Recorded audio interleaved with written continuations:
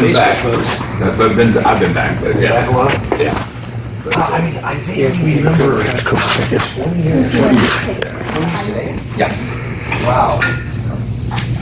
You want to talk about that? Yeah. Okay. That's fine. Because she fell asleep at the wheel. Huh? Yeah. Is that what it was? Yeah, she was driving her mother's, her mother got a new car, she let her have her older car, so she flew out to Tampa and was driving it in Tampa all the way back here. She started in Houston and almost El Paso and she got off and fell asleep. Oh, wow. Yeah.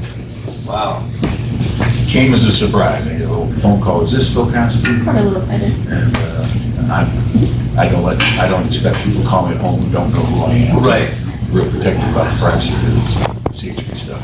Yeah. I got this long conversation, well, who's calling? Was this Phil Constantine? Well, who wants to know? Right. And I said, 10 seconds. You do, right? Okay. I have Five, shot? 4, 3, So after that, we can give some tips. One. Sure. Okay.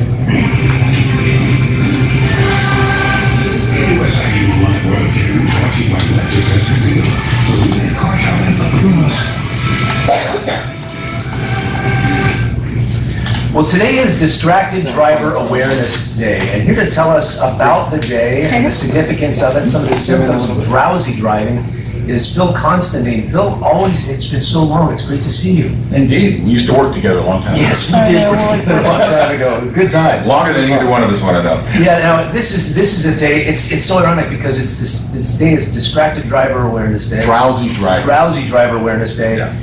And you lost your wife, Robin, 20 years ago today. 20 years ago today, her mother got a new car and said, you can have my old car. So Robin flew out to Tampa, Florida, and was driving it all the way back to here. She had spent the night in Houston, which is where we used to live. And she made it almost to El Paso, which is about 750 miles. Nodded off and ran off the side of the road. That's a picture of Robin there. Went off the side of the road. That's us at the Del Mar Media Fair. So I used to be here, Katie. I remember those. But she drifted off into the center divider, overcorrected, ran into a guardrail, and did not survive the crash, unfortunately. And we figured out that she nodded off based on what the paramedics were saying and based on a truck driver that she had passed about a mile or so before. Ironic thing is that she had just passed about a mile before she crashed one of these rest areas on the side of the freeway. So that's the problem with drowsy driving. It sneaks up on you.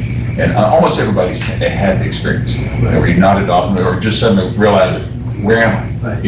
And that's one of the hints about you might be drowsy is if you can't remember where, the last 5 exits, or you don't remember where you are, if all of a sudden you look up and, oh, there's my exit on the freeway. Now you may be distracted, but you may also be, drowsy, and it sneaks up on you. And it could be medications too. It could be medications, it could be getting up too early, it could be driving at times you're not used to, it could be all kinds of things. Yes, if you're taking the medication that says don't operate heavy machinery, yes, that can affect you, and that's what I mean, all of a sudden you just realize, what have I been doing for the last however long? Yeah. And unfortunately, when you're driving, roads change very quickly. Yes, they do. And Robin was an excellent driver. So this is the situation. It's not somebody's not paying attention. It's just it can sneak up on you. And so my hint to everybody, I was highway patrol officer for 20 years as well. This is something I sort of talked about it during the time. Was when in doubt, don't drive. But if you see yourself driving, coffee isn't really going to help. Coffee is a short term, very, very short term. But getting off the road and getting some sleep, or at least to stop driving until you're no longer sleeping. And the power of just a 15 or 20 minute nap can really help. You don't go into deep state of sleep, exactly, but you get that rest that you need. Exactly. And this is a hard statistic to gather, so I can't tell you exactly how many people die from this, because if you're by yourself, no one may ever know. They come across a crash. And and most people don't want to admit it if they survive, because then it puts them at fault. I was swerving to avoid the cat in the road or something like that. It's less of an insurance problem. Yeah. But numbers could be as, officially it's like 750 to 1,500 a year. The numbers could be as high as 6,000 or 7,000 people a year are killed because of this. Well, unfortunately, you know what it's like to get that call in the middle of the night. I definitely do. I've delivered notifications to next of kin, and I've received one, and literally I got a call. Robin and I were not on the best of terms at this particular time in our relationship. We were married, and so I knew she wasn't at home. but I didn't know exactly where she was. And then all of a sudden one night I get a call from the medical examiner in a little town called Sierra Blanca, Texas, which is just a little bit just out of El Paso. And so it came as an absolute total surprise. And I was the one that notified her parents and her siblings, and obviously our family as well. And That's the car itself. They literally had to pull the top of the car off. The guardrail came inside there. You can see the top of the car had to be peeled back. They used the rough equivalent of jaws of life, and because the guardrail had come inside the car entrance. Not to be too graphic. But we want to make sure that, I mean, the point of you being here today is we want to make sure nobody gets that call. Absolutely, absolutely. And that's what I said. If you notice, if all of a sudden you notice, you can't remember where you're going, you're nodding off, obviously if you realize you're falling asleep, just pull off the road. Just get off the road as quickly as you can. Say, oh, well, I'm only another 30 minutes from where I'm going to go. And it's a problem. Now, to prevent it, if you're traveling long distances, every hour or so, get out of the car, just walk around the car once or twice. Good advice. Listening to talk radio rather than sleepy music is a good idea. Windows down may help a little bit, but again, all of those are just short-term fixes. Stopping driving is the only sure cure that you're ever going to have. Phil Constantine, great to see you again, man. Thank you. It's been too long.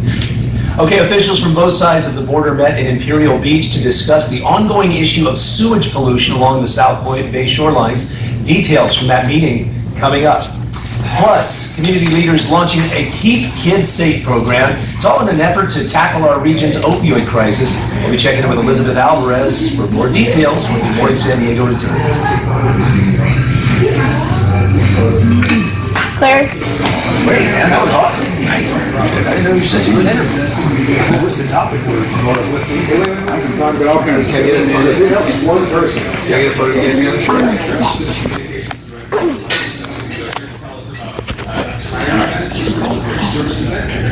I get a picture with Tommy. Seriously. No, comically.